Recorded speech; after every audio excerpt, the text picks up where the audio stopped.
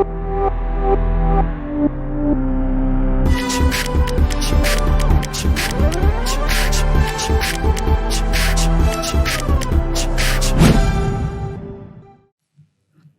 दोस्तों, तो अब हम लोग जो देखने वाले हैं वो है the solubility of a gas in a particular liquid. देखो बहुत सिंपल सी बात है, अगर हमारे पास मान लो कोई भी एक लिक्विड है, ठीक है, हमारे पास कोई भी एक लिक्विड है, उस कंटेनर के अंदर ऊपर एक पिस्टन है, नीचे लिक्विड रखी हुई है लाइक दिस, ठीक है, दिस इज द लिक्विड, और उस पर एक पिस्टन बंद है। अब यहां पर जो है, यहां पर हमारे पास गैस है, okay, this is the gas, नीचे लिक्विड है और ऊपर गैस है। अब ऑब्वियस सी बात है, ये गैस के कुछ पार्टिकल्स जो है वो हमारा लिक्विड का इंटरमॉलिक्यूलर पोजीशन जो है वो हमारा ऑक्युपाई करेगा, ठीक है। ये जो गैस है जो डिसॉल्व हो रहा है, मान लो इसका हमारा पार्शियल प्रेशर जो है, वो जो पर्टिकुलर गैस जिसके बारे में मैं बातचीत कर रहा हूं, अगर सिंगल गैस है तो वो टोटल प्रेशर है, अदरवाइज उस गैस का लिक्विड के ऊपर जो पार्शियल प्रेशर है वो है हमारा P, ठीक है। ऑब्वियस सी बात है, जो ये गैस जब हमारा लिक्विड के अंदर आएगा तो लिक्विड का इंटरमॉलिक्यूलर पोजीशन में वो गैस पार्टिकल्स आने वाला है, तो mole fraction of gas in liquid, mole fraction of gas in liquid, ये मान लो है हमारा X, ठीक है। अच्छा लॉजिकल बात सोचो, अगर मैं प्रेशर को बढ़ाऊंगा तो जो गैस पार्टिकल्स लिक्विड में डिसॉल्व हो रहा है, वो गैस पार्टिकल्स का डिसॉल्व होने का टेंडेंसी जो है वो डेफिनेटली हमारा बढ़ने वाला है। फॉर सिंपल एग्जांपल, जो हमारा कोल्ड ड्रिंक्स होते हैं उसके अंदर हम हाई प्रेशर के अंदर CO2 को वाटर में डिसॉल्व करते हैं, CO2 को वाटर में डिसॉल्व करते हैं, तो ऑब्वियस सी बात है, अगर मेरा P जो है वो हमारा इंक्रीज करेगा, X जो है मोल फ्रैक्शन जो है वो X भी डेफिनेटली हमारा इंक्रीज करने वाला है, राइट। नाउ तो लोगों को एक चीज तो समझ में आया, जो सबसे पहले मोस्ट इंपॉर्टेंट बात, all gases are soluble in all liquids. जितना भी अलग अलग लिक्विड है, तुम कोई भी लिक्विड ले लो, और चाहे तुम गैस कोई भी ले लो, इन सम एक्सटेंट, जो भी गैस है, तुम कोई भी गैस लो, तुम कोई भी लिक्विड लो, हर लिक्विड में हर गैस जो है वो हमारा डिसॉल्व होगा ही होगा।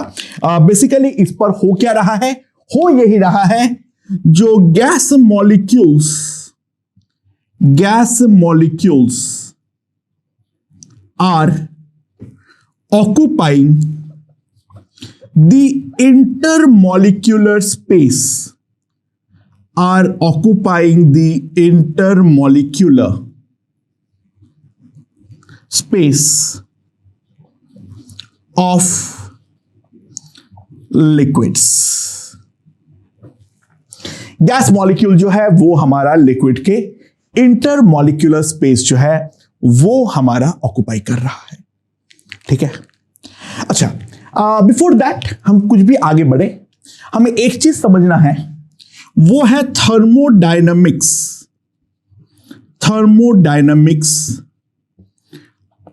Of gas solubility. गैस का डिसॉल्व होने का थर्मोडायनामिक्स क्या होगा, ठीक है। अच्छा, कोई भी चीज स्पॉन्टेनियस होगा या नहीं होगा वो डिपेंड किस बात पे करना है, डेल्टा जी पे, ठीक है। तो delta G is equals to delta H minus T delta S, ये तो हम डेफिनेटली लिख सकते हैं।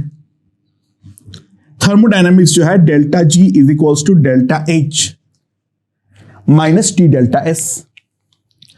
अच्छा, अब एक चीज लॉजिकली सोचने का थोड़ा ट्राई करो।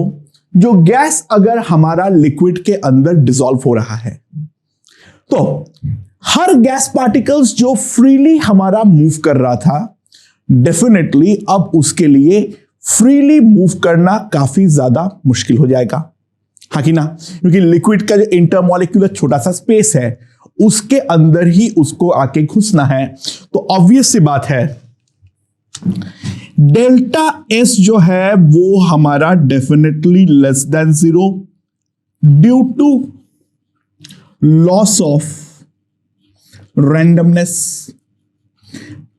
पहले जितना रैंडमली वो मूव कर पा रहा था, डेफिनेटली अब उससे कम रैंडमली वो हमारा मूव कर पाएगा। ठीक है। Now delta H is also less than 0 due to new gas liquid। देखो, ऑब्वियसली बात है, गैस के दो पार्टिकल्स के बीच में इंटरेक्शन काफी ज्यादा वीक होती है। ठीक है, गैस के दो पार्टिकल्स के बीच का इंटरेक्शन काफी वीक होती है। उससे better interaction definitely liquid gas का होने वाला है। तो गैस का डिसॉल्विंग अगर हम ध्यान दें, that dissolving is always entropically opposed and enthalpically supported. मैं लिख दे रहा हूं, एंथैल्पिक, कोई भी डिसॉल्व हो gas, we will always get enthalpic support and entropic oppose. ये बात तो गारंटेड है, राइट? सो गैस तब तक डिसॉल्व होगा एक सर्टेन टेम्परेचर तक, ठीक है? और वो टेम्परेचर जो है वो है हमारा delta H upon delta S. यानी डेल्टा जी को अगर मैं 0 कर देता हूं, that implies delta H will be equals to T delta S। तो मैक्सिमम टेम्परेचर जिस पे गैस हमारा डिसॉल्व होगा, that will be nothing but delta H upon delta S। इससे ज्यादा अगर हमारा टेम्परेचर होगा तो ऑब्वियसली हमारा गैस के लिए डिसॉल्व होना हमारा मुश्किल हो जाएगा। ठीक है, उससे आगे गैस के लिए डिसॉल्व होना डेफिनेटली काफी ज्यादा मुश्किल हो जाएगा। सो टी मैक्स जिस पे वो डिसॉल्व होगा, that will be given by delta H upon delta S. जितना ज्यादा एंथैल्पिक सपोर्ट रहेगा, उतना ज्यादा हाई टेम्परेचर तक वो गैस डिसॉल्व हो पाएगा लिक्विड में, और जो कम इंटरेक्टिंग गैसेस है वो हमारा आसानी से, अगर हम देखें, एक सर्टेन टेम्परेचर के बाद लिक्विड से कंप्लीटली सेपरेट आउट हो जाएगा। उसके अंदर जरा सा भी गैस बचने वाले नहीं है। ठीक है, ओके। नाउ इन जनरल हम बोल सकते हैं, as T increases delta G will be less negative.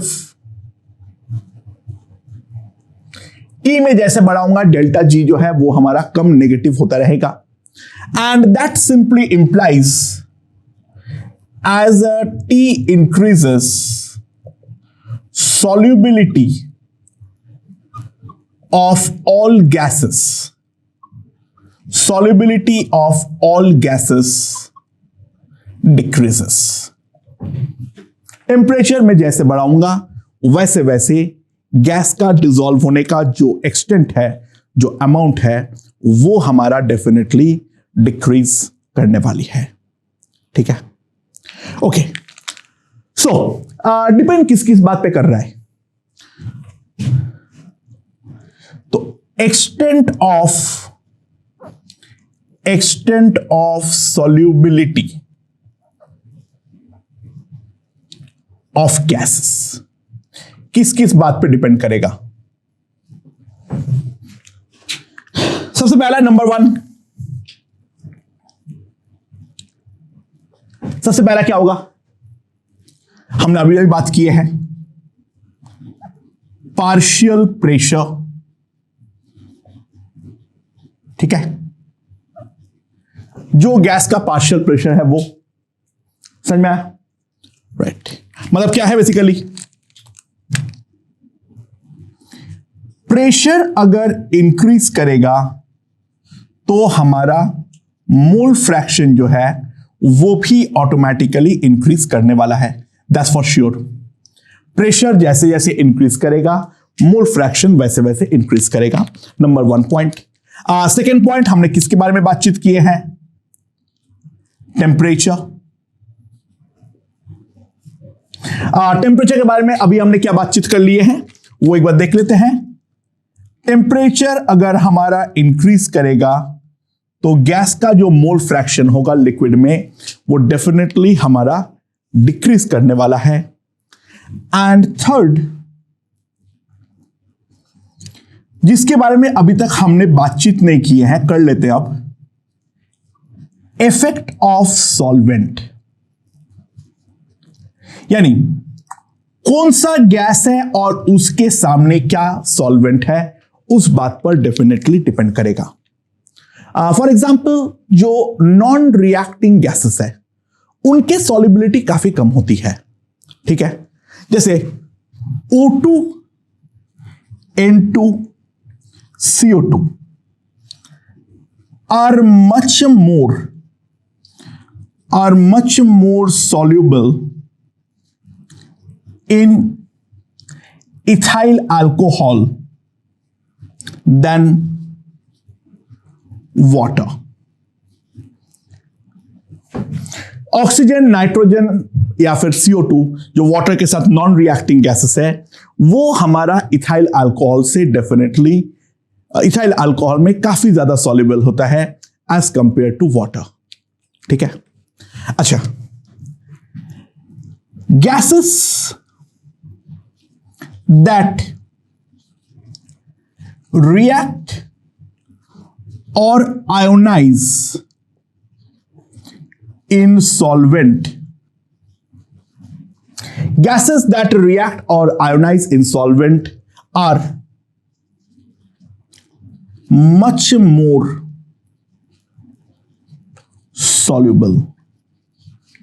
वो सारे गैसेस जो हमारा सॉल्वेंट के साथ या तो रिएक्ट कर जाए या सॉल्वेंट पे हमारा आयोनाइज कर जाए तो वो सारे गैसेस डेफिनेटली हमारा काफी ज्यादा सॉल्युबल होने वाला है, ठीक है। एग्जाम्पल के तौर पे हम बोल सकते हैं ammonia gas,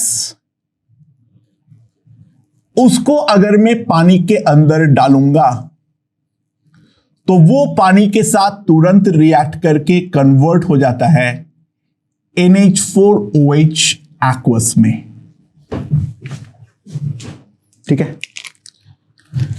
That's why ammonia is a highly soluble in water. Ammonia जो है वो तुम्हारा पानी के अंदर हाईली सॉल्युबल होता है। तुम कोई भी प्रोपोर्शन में डालो, for any practical proportion ammonia will get dissolved completely in water. या फिर HCl gas plus water liquid, जैसे ही HCl को पानी के अंदर डालोगे तो HCl का पानी में कोई एग्जिस्टेंस नहीं है, वो अपना एक आयनिक कंपाउंड होने के कारण वो H प्लस एक्वस और Cl माइनस एक्वस में कन्वर्ट हो जाएगा। तो सिमिलरली HCl जो है वो भी हमारा पानी के अंदर हाईली डिसॉल्व हो जाएगा, ठीक है, right. So this was basically the qualitative approach and qualitative considerations regarding the solubility of gas in a particular liquid, ठीक है। क्या क्या चीज डिपेंड करेगा? पार्शियल प्रेशर क्या है, टेम्परेचर क्या है, और सॉल्वेंट क्या है। ठीक है, फॉर अ गिवन गैस। हाँ, ऑब्वियसली बात है, अगर सॉल्वेंट फिक्स रखोगे तो वहां पे मैटर करेगा व्हिच गैस। 4 सवाल हम पूछेंगे, तो उन 2 सवाल को मैं एक जगह पे करवा दिया हूं। ठीक है, ऑब्वियसली वाटर के अंदर O2 कम घुलता है, मैं ये चीज लिख ही देता हूं इनफैक्ट। इन वाटर, ठीक है, for same pressure and temperature, for same pressure and temperature, ठीक है, जो हमारा O2 का मोल फ्रैक्शन होता है वो काफी कम होता है एज कंपेयर टू CO2, और जो कि काफी कम होता है एज कंपेयर टू अमोनिया। ठीक है, सॉल्वेंट को फिक्स रखा हूं, प्रेशर और टेम्परेचर को भी फिक्स रखा हूं। ठीक है, तो इन दैट केस अमोनिया बहुत ज्यादा खुलेगा, that followed by CO2 and that followed by O2, right. Now अब हम लोग इसके क्वांटिटेटिव एनालिसिस पे आते हैं। ठीक है, अच्छा, क्वांटिटेटिव एनालिसिस सेम टाइम पे 2 बंदे ने ऑब्जर्व किया था, एक था हेनरी और दूसरा था डाल्टन, बट हेनरी ने पहला वो चीज को पब्लिश किया था। ठीक है, तो बेसिकली अब हम जो पढ़ने वाले हैं वो है हेनरीज लॉ। अच्छा, हेनरीज लॉ को समझने के पहले हमें कुछ कंसिडरेशंस के बारे में आइडिया रखनी है। क्या है वो कंसिडरेशंस? क्या है वो कंसिडरेशंस? जो सबसे पहले बात समझो, फॉर आइडियल गैसेस, ठीक है, हेनरी केवल आइडियल गैस को लेकर बातचीत करेगा। ठीक है, गैस नॉन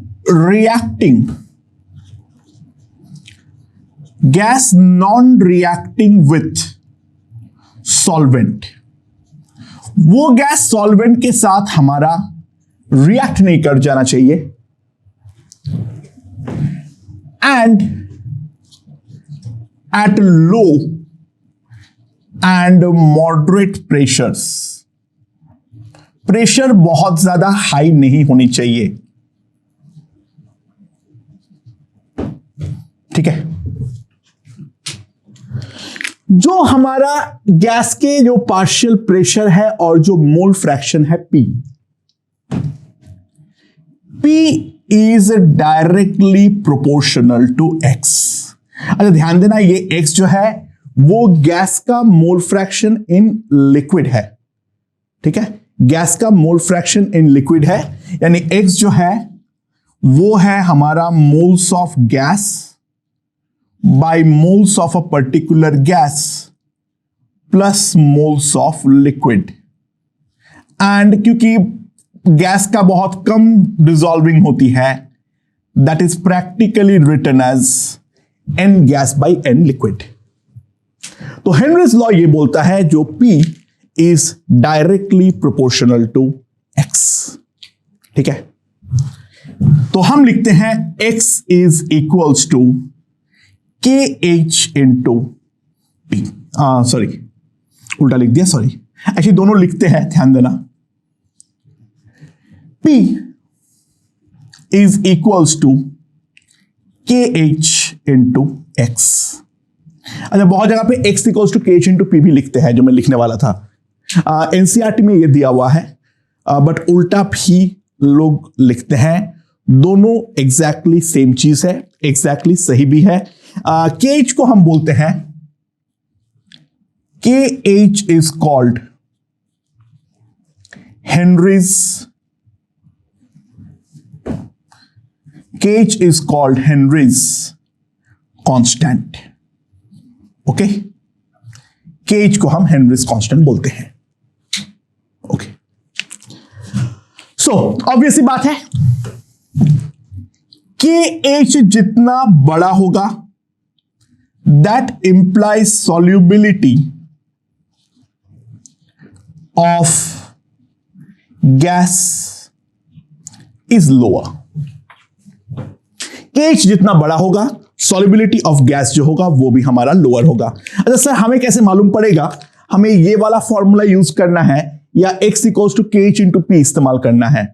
KH का यूनिट देखो अगर इस फॉर्मेट में इक्वेशन को इस्तेमाल करना है, x तो यूनिटलेस है, तो KH का जो यूनिट होगा वो हमारा प्रेशर का यूनिट होगा, ठीक है। और अगर x equals to KH into P है तो वहां पर जो हमारा KH का यूनिट होगा वो हमारा डेफिनेटली प्रेशर इनवर्स यानी ATM इनवर्स या टॉर्क इनवर्स के फॉर्म में होगा। तो उन बातों पे तुम्हें ध्यान रखनी है। इस फॉर्मेट पे है तो KH का यूनिट ATM टॉर्क ऐसा होने वाला है। उल्टा वाला फॉर्मूला अगर है x equals to KH into P तो वहां पे हमारा उसके करस्पॉन्डिंग जो यूनिट होगा वो ऑटोमेटिकली हमारा चेंज हो जाएगा, ठीक है। Now, as a T increases, KH also increases, and that simply implies solubility जो है, that solubility of gas automatically decreases. Solubility of gas जो है वो हमारा automatically डिक्रीज कर जाएगा। सो this is the Henry's law. ये सेम चीज सेम फंडा independently at the nearly same time Dalton ने भी डिराइव किया था, बट हेनरी ने पहला डिराइव किया था, तो इसलिए हम इसको हेनरीज लॉ के नाम से जानते हैं, ठीक है। तो according to the Henry's law यहां पर अगर हमारा x है और यहां पे अगर हमारा P है, ठीक है, तो इन दैट के हेनरीज लॉ के according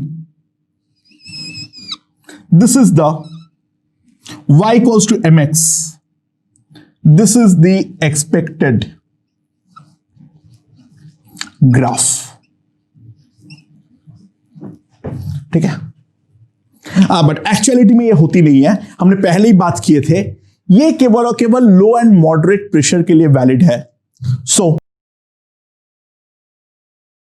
this is the actual graph,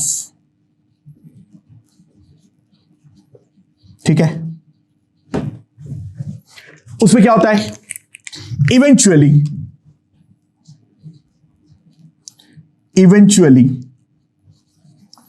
gas will